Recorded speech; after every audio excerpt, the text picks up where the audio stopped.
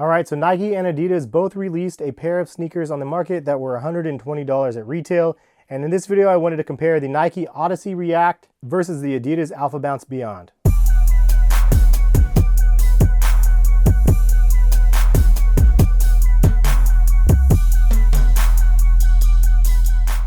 What is going on, guys? Hess here, CollectiveKicks.com. If you guys want to shop this week's top sneaker deals as well as either of these pairs of sneakers, check the links in the description. So you guys mentioned you guys wanted to see a comparison between these two shoes, and I saw your guys' comments and I wanted to go ahead and deliver this video to you guys. The Nike Odyssey React features Nike's newest innovation, the React technology in the midsole, versus the Adidas AlphaBounce Beyond, which features a huge, massive bounce midsole. So for those that just want a quick answer of which I think is the better pair of sneakers, I'll give you guys the answer now. I personally think the Nike Odyssey React is the superior shoe of these two. That being said, I'll give you guys some reasons why I chose this shoe over the AlphaBounce Beyond. The first thing to note though is both of these shoes are really versatile. I think that both of them can be used pretty much for all day wear, gym, running, and I mean, they're all around great shoes.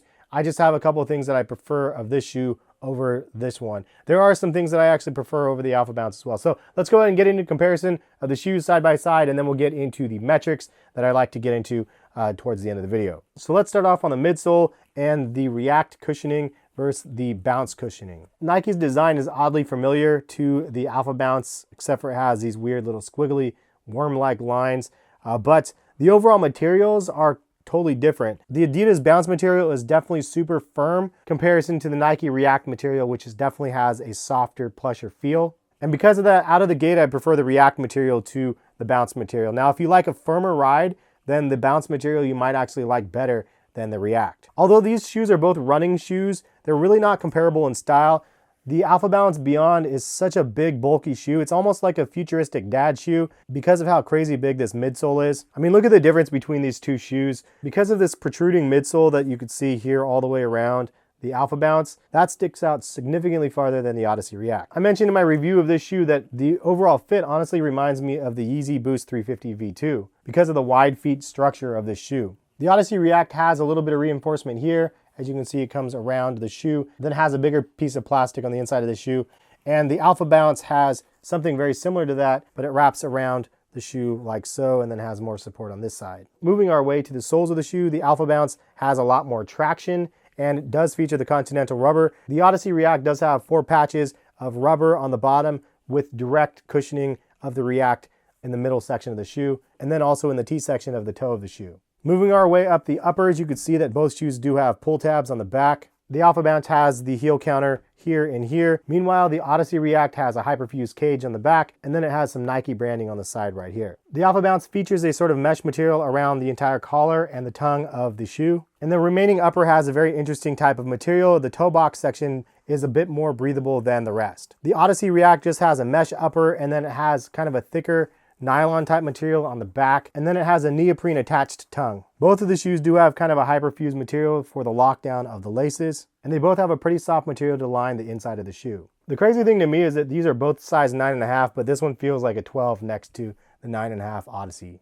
On feet though, this one actually fits closer to true to size to myself. The Odyssey React fits a little bit snug. I would actually go with a size 10 instead of a 9.5 if I had the chance. So that gives you a general overview of both of the shoes. Let's go ahead and get into the metrics. For cushioning, I would give the Odyssey React a 4 out of 5. I would give the AlphaBounce a 3 out of 5. Just my personal preference, I like the React better than the Bounce. I do, however, like Boost better than React, and I've already done a comparison video between those two.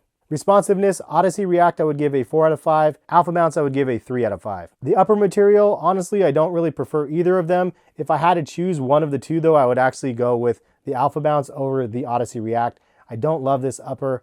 I don't love this one, but honestly, I like this one better still. So the weight of the shoe, I don't know the exact numbers, but I would give the edge to the Odyssey React. I would give this a 4 out of 5. The weight here, it's pretty heavy. I would give a 2 out of 5.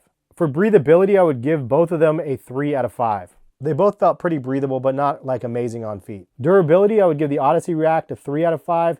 I would give the AlphaBounce a 4 out of 5 just because of this crazy beefy midsole. For stability, I would honestly give the edge to the AlphaBounce just because of the crazy big wide track pattern on the shoe.